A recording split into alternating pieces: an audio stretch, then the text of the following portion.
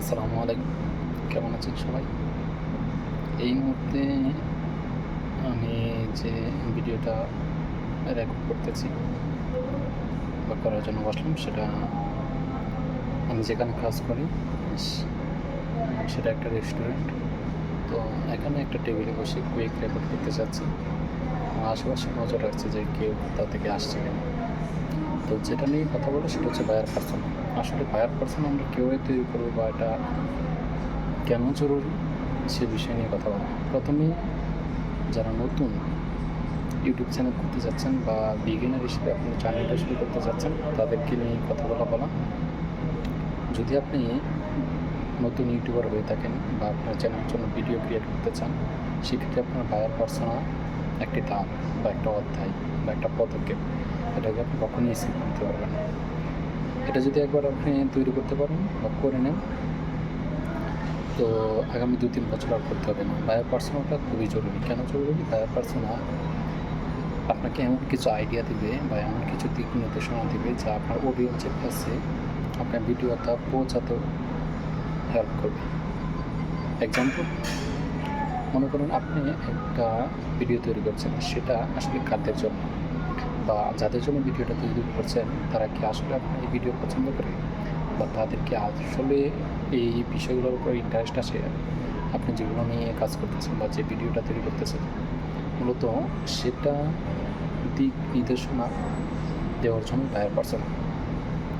এখন সেই buyer persona কীভাবে তৈরি করতে পারি সেটা নিয়ে কথা বলব।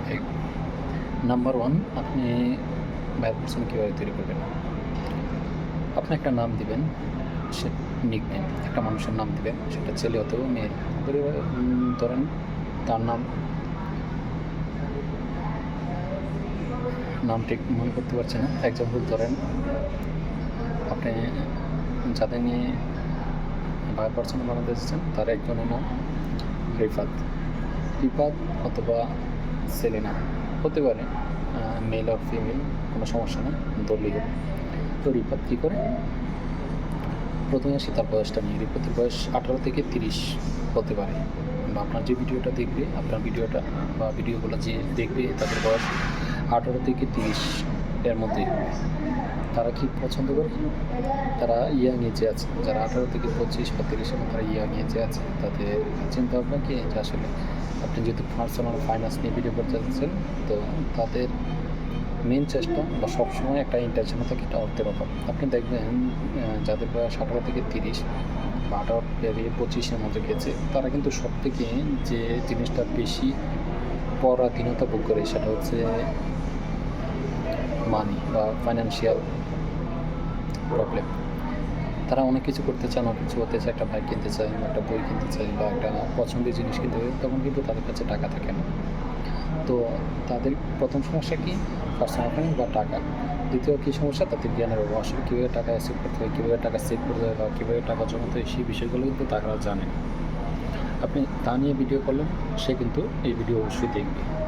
নাম্বার 2, সে কী করে? সে খেলা পছন্দ করে। ইংলিশ প্রিমিয়ার লিগ বলেন বা এশিয়া কাপ বলেন, ফুটবল বিশ্বকাপ বলেন, সে কিন্তু খেলা পছন্দ করে। আপনি একটা খেলা শুরু হলে সাথে সাথে সে ভিডিও দিবেন না। খেলার পরে, খেলা শেষ হওয়ার পরে, একটা ইন্টারন্যাশনাল ম্যাচ বলেন বা এশিয়া কাপ বলেন, শেষ হওয়ার পরে আপনি একটা ভিডিও দিবেন।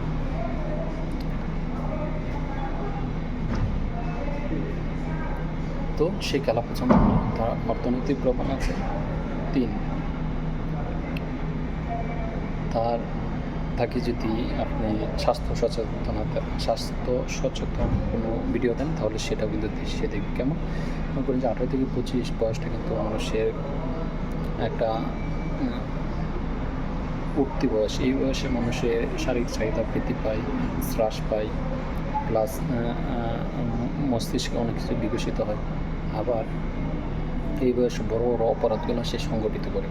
আপনি যদি এমন একটা ভিডিও তৈরি করতে পারেন যেগুলা তার হেলথের জন্য ভালো বা তাদের মাইন্ডসেটের জন্য ভালো, বা কোন পদক্ষেপ নিলে তার ভবিষ্যৎ জীবনটা ভালো হবে, সুন্দর হবে, বা এই বয়সে রিলেশনে গেলে তার জীবনে কী কী ক্ষতি হতে পারে বা রিলেশনে গেলে কী কী ভালো হতে পারে, এটা নিয়ে ভিডিও বানালে, পার্সোনাল হেলথ বা মানসিক হেলথ ডেভেলপমেন্ট নিয়ে যদি ভিডিও বানান, তাহলে সে আশা করা যায় সে আপনার ভিডিও দেখবে।